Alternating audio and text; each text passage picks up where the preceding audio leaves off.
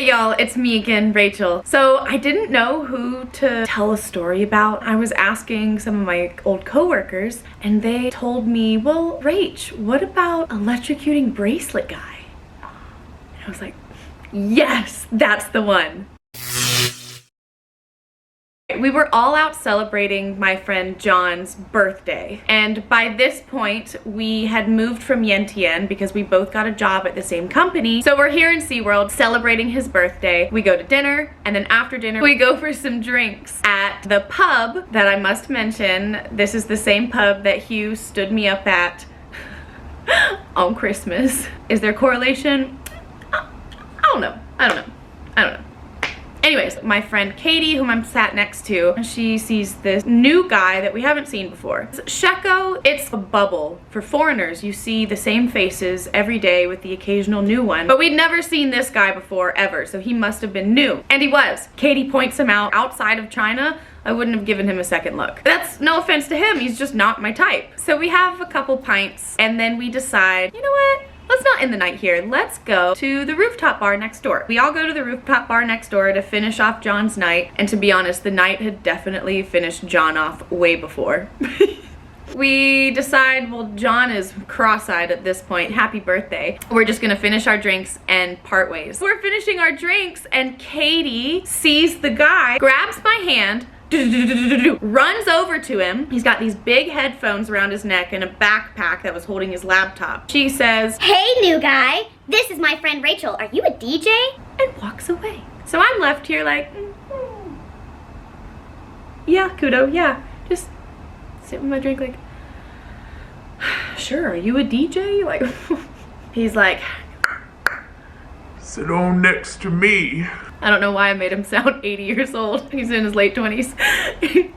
Sit on next to me, honey. And he was from England. I sit next to him and I'm talking to him, and he starts bragging about how he's only delved in being a DJ and he's already super popular.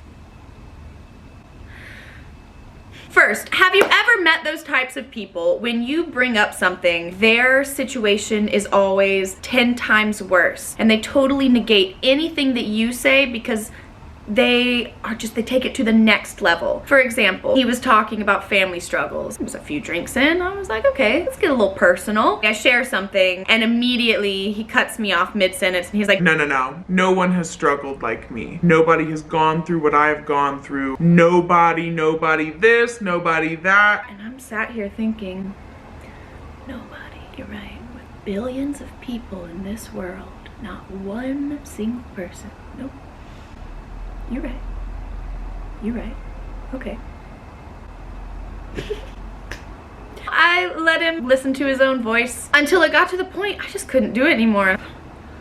I just looked at him and I said, look, this isn't worth my time. I'm not doing this. I'm out of here. And I went to leave and he grabs me by my arm, which I do not like. I do not like it when people touch me. Don't touch me. This is my temple. Don't touch me. He apologizes. Let's go to the bar right next door. I'll buy you a drink. I'm sorry. I'm coming off the wrong way. I'm nervous.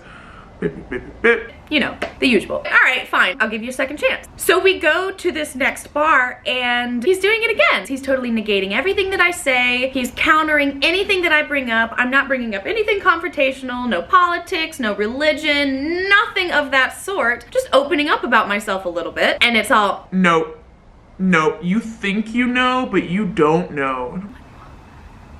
Sir, are you all right? At this point, I just look at him and I say, look, I just want to dance. Let's go dance. And this man goes, that's really childish of you to want to dance in a bar.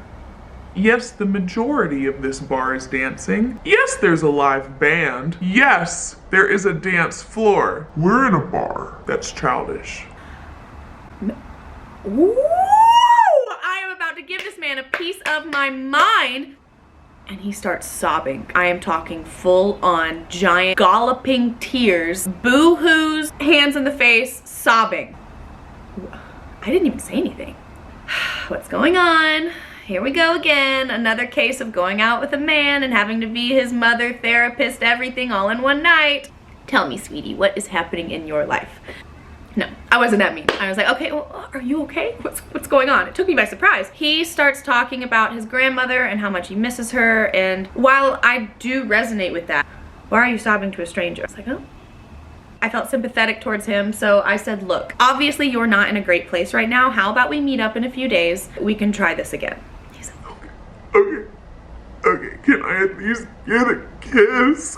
no, not today. So a few days later, he messages me and he says that he wants to take me out on a date. And I said, okay, but of course, it's the typical, well, I'm new here. I don't know where to go. You're gonna have to pick something. I'm fine with picking something, but it gets really tiresome on my end when I'm always the one having to arrange the plan. Sometimes I wanna be surprised too, damn. But it's cool. So I decide, okay, we're gonna go have dinner on the boat. There's a huge boat here in SeaWorld, go figure. So we go and we have dinner on the boat. This totally wasn't his fault. We ordered nachos and pizza. The nachos came out, it was, guys, I shit you not, it was a bowl of Doritos with cheese sprinkled on top. Nachos. And then the pizza, it was a burrito wrap with ketchup and sprinkled cheese on top. Stop! So that was the first sign from whatever gods are out there. They were like, girl, get out of there. But I didn't listen. Whew, okay, we're good. Okay. So we eat it, we eat the nachos. We set the pizza back, we send it back. But we eat the nachos. And for those who know me very well, you know I'm very loud. I get very animated when I tell stories or when I'm talking about something that I'm passionate about. And I was speaking, obviously, about something that I thought was interesting. Hello. And he is... You're being very loud right now, and quite honestly, it's extremely embarrassing to be seen with you at this moment in time. And I looked at him like this, and I said, I don't know who you think you are, but I'm not having this. And I leave. I walk out and I go sit down at a hookah bar. I am mentally preparing myself to try to keep my cool in this situation. But that level of disrespect straight to my face telling me that I'm embarrassing? Goodbye. No, I'm not embarrassing. I'm not too much for you. You just can't handle all the energy that I have. And if you're not up to this level with me, on you go. Keep it moving. Goodbye. So he sits down and he apologizes, which doesn't mean anything to me at this point. I'm ready. I'm ready for confrontation. I have the hookah. I'm smoking the hookah. And he is trying to correct my form as if there's a correct form that I give a shit about to smoke hookah. He goes, oh, silly girl. You're supposed to do it this way. And I said, fuck did you just call me? Excuse me? It's not great. The night is not going great. It should have ended there, but it didn't, you know. He's like, no, I didn't mean it like that. Oh, gosh, you Americans are just so sensitive. no, not sensitive, not willing to put up with your bullshit. I'm not gonna let you sit here and offend me, quite obviously, and think that it's cute. And like, oh, haha, it's just a joke. Who finds this funny? You? Because then that's just a one-man show. Anyway, so he got super offended that I told him that he wasn't funny. And he kept trying to condescend me with all of these different jabs. And I lived in England for 1.5 years. I get it. I get the humor. It is funny. It is a dry sense of humor for the most part. You're not funny. You're trying to be an asshole. But he's like, I just cannot with you Americans. None of you just get my way of thinking. and I was like, well, your way of thinking is kind of distorted. But I'm no expert. So he says, okay, look, this night's not going very well. How about we start over? and I was like, I think for both of our mental health, I think that would be the best idea, because obviously this isn't going any farther than what it is. So how about we end on a good note? And he says, Right, that's what I just said. and I said, okay.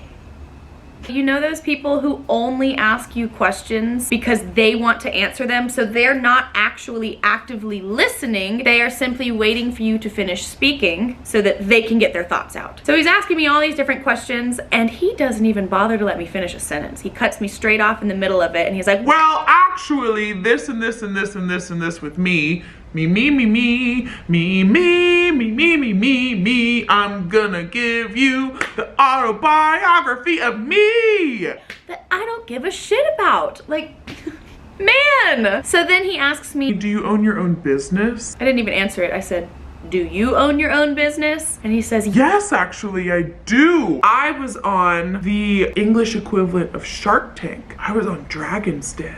and I said, okay, cool. For what? And he says, Well, it was successful. It is successful. did you pass the dragon's den? Did they say yes? He said, well, no. and I said, so it wasn't successful on Dragon's Den. What was it? Why wasn't it successful? He had it in his pocket. Like, he was waiting all night to show this to me. So he pulls out this bracelet. The sole purpose of it is to help you wake up in the morning. It will vibrate when you set a time and you have a dock and you put the dock in a different room. Like, you have to get up. You don't just wake up, you get up. And gosh, am I a brand influencer for him? Oh my God. He's like, but if the vibration doesn't work, then you can bump it up a bit and it will electrocute you. does it stop? He said, it doesn't stop until you put the bracelet on the port. He showed me the video. He was shocking the shit out of these Dragon's Den investors. And this woman, he couldn't get it off this woman's arm. And she's being electrocuted and screaming, and they had to get people from backstage to cut this thing off of her. He said, do you want to try it? I said, no, get that thing away from me. We end the night. He's like, so do you want to come back to mine? no, I don't want to come back to yours, no. So he gives me a hug at the end of the night, and he ended it with, wow, you have really good posture for a woman. as if all of us women are just walking around like little gremlins in the street, like, hey boy, hey girl, what do you want? Like, what? He tried messaging me a bunch of other times, trying to say, I didn't appreciate how you didn't listen to any of my stories while we were out. I didn't appreciate this. You actually really need to work on this, and this about you and yourself. and I've just blocked him. I said, I don't have time for any of this. Go electrocute somebody else, because it's not pumping this heart up. No. Oh, man. Yeah, so hello, welcome to Disaster Day, let's call it number 86 in the life of me. You know, I think you should come with a neon sign that shouts at you that says, don't do it, no, no.